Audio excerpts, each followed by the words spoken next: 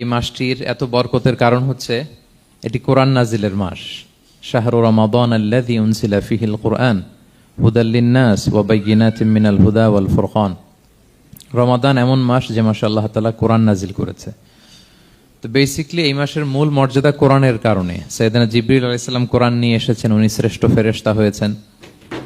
আল্লাহর হাবিব সাল্লাল্লাহু আলাইহি ওয়াসাল্লামের উপর কোরআন নাজিল হয়েছে, ফলে উনি শ্রেষ্ঠ নবী হয়েছেন। রমাদানে কোরআন নাজিল হয়েছে, ফলে রমাদান শ্রেষ্ঠ মাস হয়েছে। কদরের রাতে কোরআন নাজিল হয়েছে, ফলে কদর শ্রেষ্ঠ রাত হয়েছে।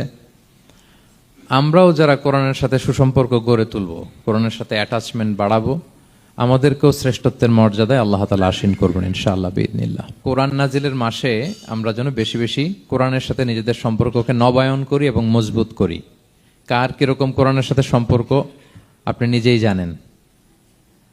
প্রতিদিন কত পৃষ্ঠা কোরআন তেলাওয়াত করেন, কোরআনের অর্থ পড়েন, কোরআনের তাফসির পড়েন কিংবা শোনেন, আপনি নিজেই জানেন। সো নিজে নিজে যেন একটু নিজেকে যেন কাঠগড়ায় দাঁড় করাই এবং নিজেকে যেন জিজ্ঞেস করি যে আমার সাথে কোরআনের সম্পর্ক কতটুকু মজবুত। যদি ঘাটতি থাকে, গ্যাপ থাকে, এটা যেন আমরা মেক আপ করি, ফুলফিল করি এই বরকতময় মাসে। মুআয ইবনে জাবাল রাদিয়াল্লাহু তাআলা আনহুকে আল্লাহ রাসূল সাল্লাল্লাহু আলাইহি ওয়াসাল্লাম একটা এলাকার ইমাম বানিয়ে পাঠিয়েছিলেন।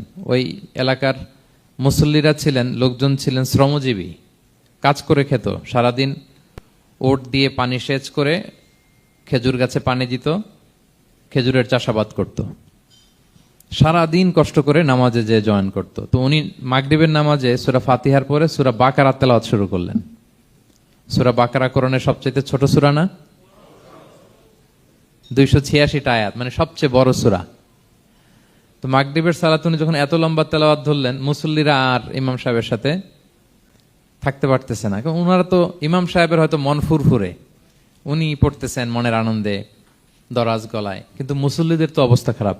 সারাদিন ওনারা খেতে খামারে কাজ করে আসছে, নামাজ ছেড়ে দিয়ে অনেকে চলে গেছে।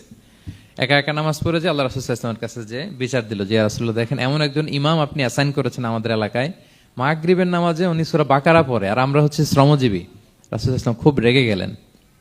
মুআয ইবনে জাবালকে ডেকে বললেন, হে মুআয, আফাত্তানুন আন্ত, তুমি কি সমাজে ফিতনা ছড়াচ্ছ? তুমি জানো না এরা কারা?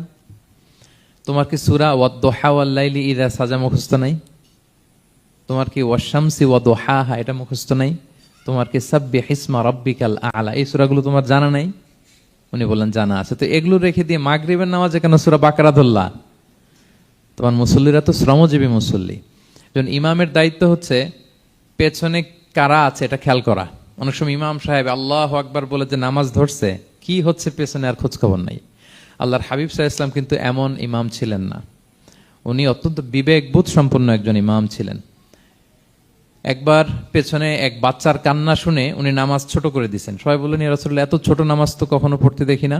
তখন রাসূল সাল্লাল্লাহু আলাইহি ওয়াসাল্লাম বললেন, একটা ছোট বাচ্চার কান্নার আওয়াজ আমার কানে এসেছে। আমার মনে হচ্ছে বাচ্চাটাকে সামলাতে নারীদের কাতারে একটা মায়ের খুব কষ্ট হচ্ছে, এজন্য নামাজটা আমি খাটো করে দিয়েছি। দেখেন কি চিন্তা চেতনা, পিছনে কি হচ্ছে সব রাসূল সাল্লাল্লাহু আলাইহি ওয়াসাল্লাম এটা খেয়াল করতেন।